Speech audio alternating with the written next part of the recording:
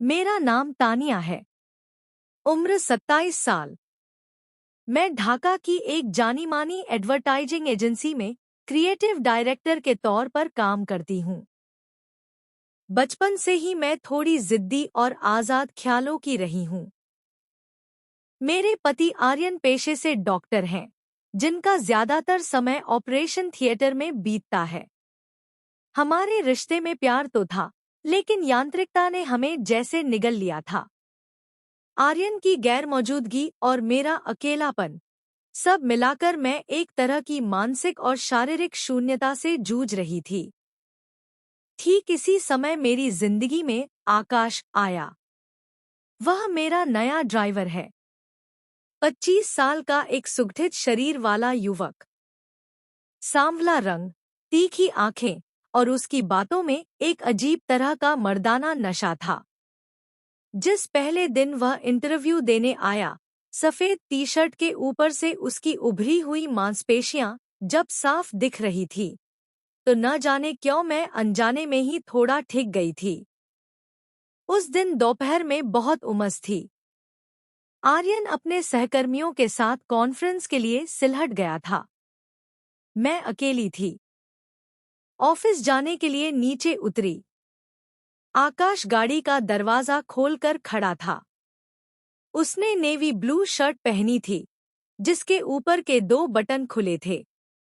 धूप में उसका सीना पसीने से भीग रहा था, और वे पसीने की बूंदें जब उसके रोएदार सीने पर चमक रही थी, तो मेरे शरीर के भीतर एक अजीब सी सिहरन दौड़ गई।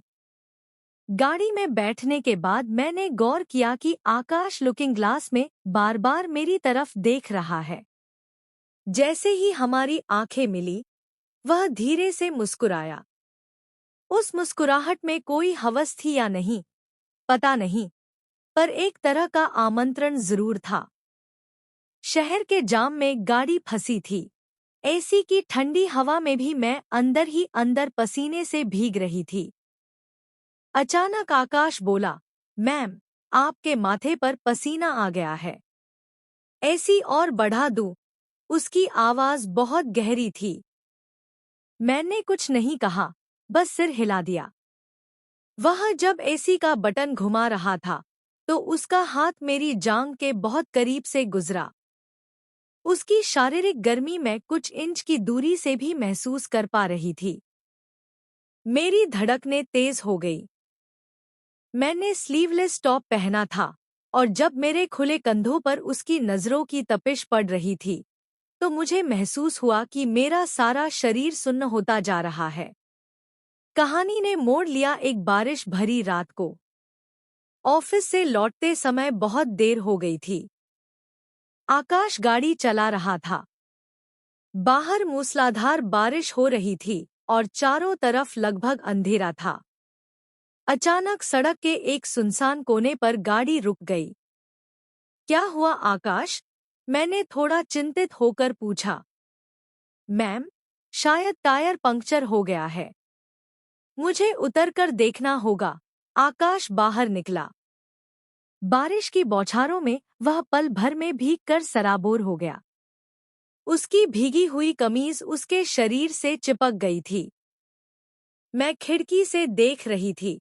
उसकी हर मांसपेशी, उसकी पीठ की बनावट जैसे कोई जीता जागता शिल्प हो।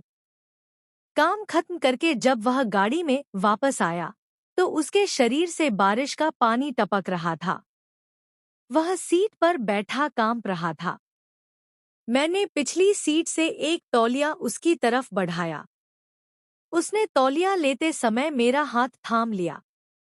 उसके भीगे ठंडे हाथ के स्पर्श से मुझे ऐसा लगा जैसे आग की कोई लहर छू गई हो। उसने मेरी आंखों में देखा।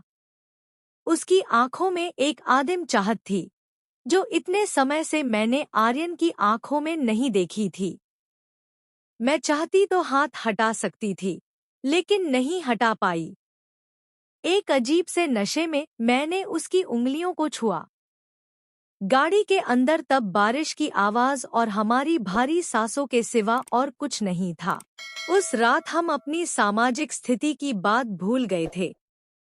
ड्राइवर और मालकिन के बीच की दूरी जैसे पिघलकर पानी हो गई थी। उसके स्पर्श की तीव्रता और मेरे बरसों के अकेलेपन ने मिलकर एक कामुक स्थिति पैदा कर दी थी। लेकिन ठीक उसी चरम क्षण में मेरे फोन की स्क्रीन जल उठी। स्क्रीन पर आर्यन की तस्वीर उभर आई।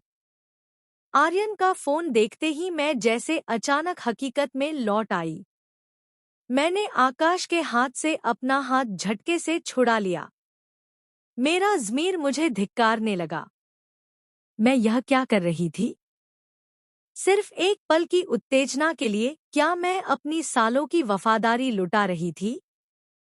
आकाश समझ गया। वह शर्मिंदा होकर सिर झुका लिया।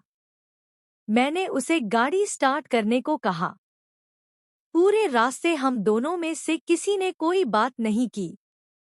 वास्तविकता में लौटने पर मुझे समझ आया कि इंसान की जिंदगी में पल भर का लालच या शारीरिक आकर्षण आना असामान्य नहीं है, लेकिन उस लालच में कदम रखने का मतलब है अपनी तिनका तिनका जोड़कर बनाई गई इस और रिश्ते को मिट्टी में मिला देना। आकाश शायद मुझे शारीरिक सुख दे सकता था, लेकिन आर्यन ने मुझे जो सुरक्षा, मर्यादा और पारिवारिक पहचान दी है, वह अनमोल है।